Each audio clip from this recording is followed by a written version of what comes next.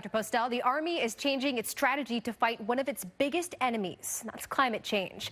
The Army says climate change threatens our country's security and is laying out a plan to make real changes.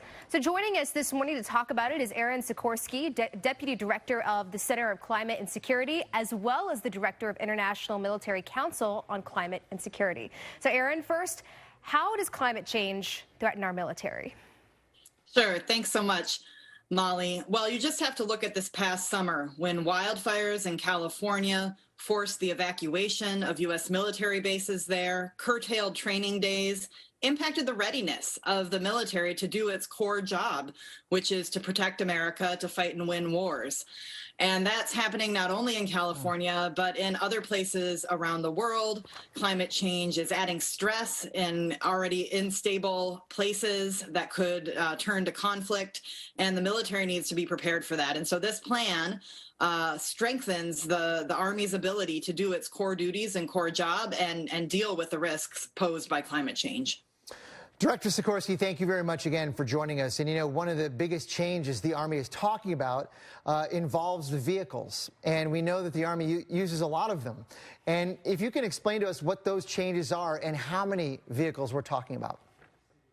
Sure. So the Army is first looking at light, non-tactical vehicles, right? And these are vehicles to get around bases, to move in the United States, and moving those to become electric. The military actually has the second most number of vehicles in the federal fleet after the U.S. And so moving them to being electric vehicles will make a big difference in terms of driving market demand, changing demand signals, and making the military more resilient, right? Fuel supply lines actually are one of the most dangerous things for militaries when they're operating abroad. They get attacked. That's where soldiers get killed in places like Iraq and when we were at Afghanistan. And so moving away from reliance on fossil fuels will not only help the environment, but will also make our soldiers safer. So you mentioned all those vehicles. There are more than 130 Army installations around the world. What kind of infrastructure changes will there be made when it comes to electricity? Sure, they're going to have a place to charge all these vehicles, right? The Army plan also calls for microgrids on every installation across the U.S. Army, which it will help in that step. And again, it's really about resilience. It's really about making sure our military can withstand the shocks that climate change is going to bring. We've seen in the Gulf Coast of the U.S., for example, where hurricanes have caused billions of dollars of damage to Tyndall Air Force Base, other bases. And so building energy resilience and moving towards being able to withstand these shocks is really important.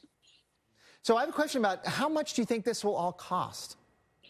Sure. So like I said, the bases in Tyndall Air Force Base, it's cost billions of dollars when they're hit with those hurricanes. They have to rebuild. So spending some money on the front end to get ahead of that is absolutely a good use of dollars. And there are some places where doing what the Army has in its strategy won't cost the military a dime.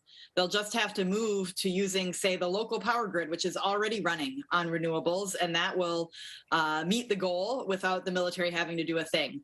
But Congress will have to step up and provide some funds for other parts of the plan, and that's critical because it's all about American safety and security, and we should be willing to spend that money to make our Army and military more resilient to climate shocks.